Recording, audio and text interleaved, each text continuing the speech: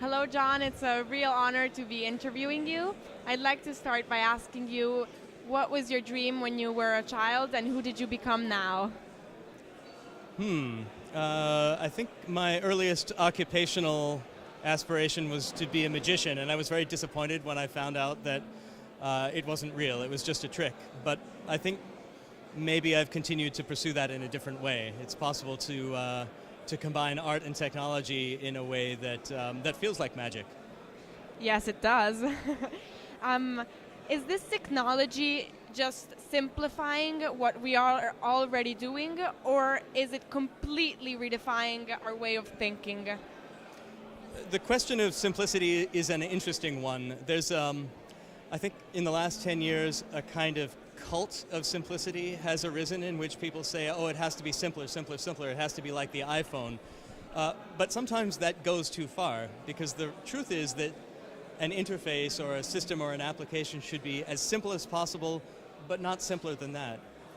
In our case, at Oblong, we're interested in building systems that kind of amplify what human beings know how to do already. So for example, people are experts at using their hands. We use our hands to interact with the whole universe. Therefore, we should be able to use our hands to interact with computers. Because that's natural for human beings, that makes the interface easier and more powerful, but it doesn't necessarily make it simple, if that makes sense. How long was the research process for the invention of the technologies used in the Minority Report movie, and how many people were working on it, and what were their skills? Well, it depends how you count. There were experiments that we were doing at MIT throughout the late 70s and 80s and 90s that all became part of the Minority Report idea. But once we were in Hollywood, then there was a very compact schedule.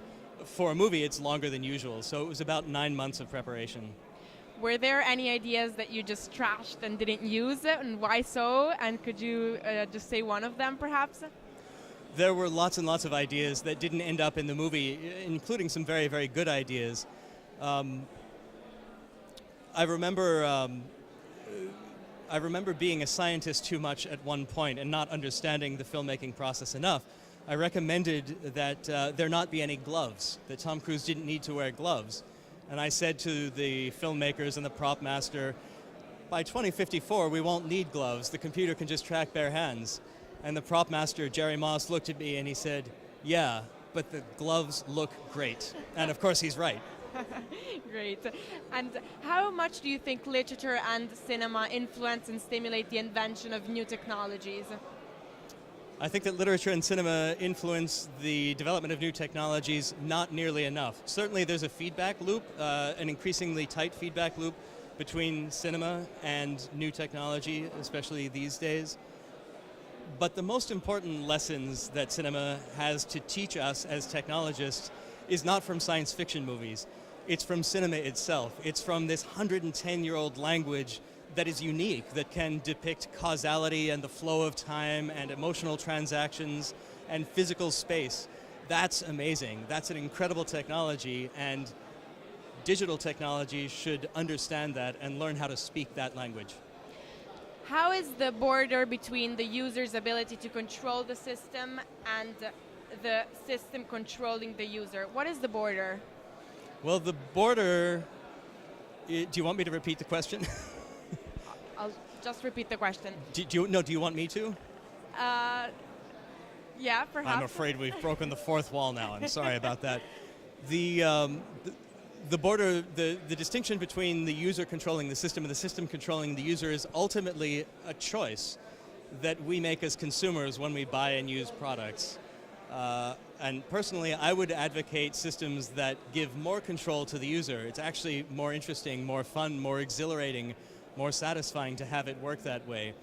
But for that to be true, we need to develop new kinds of user interfaces, like the ones that we do at Oblong Industries, that amplify human meaning.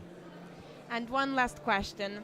Many of your great intuitions have become real, along with the worst nightmares of Philip K. Dick on control and pre-crime. Where will we end up? Where will we end up? Will Philip K. Dick have been right? Phil Dick had a really interesting power as a writer because he understood that real life is kind of ridiculous. It's also very funny. And that made his predictions more accurate than many other science fiction writers. Certainly a lot of the things that he wrote about are starting to come true today. And again, how much of it becomes true is a choice that societies need to make, not the technology makes. So it's up to people to choose how much like Philip K. Dick we want our world to be. Thank you so much, John. Thank you.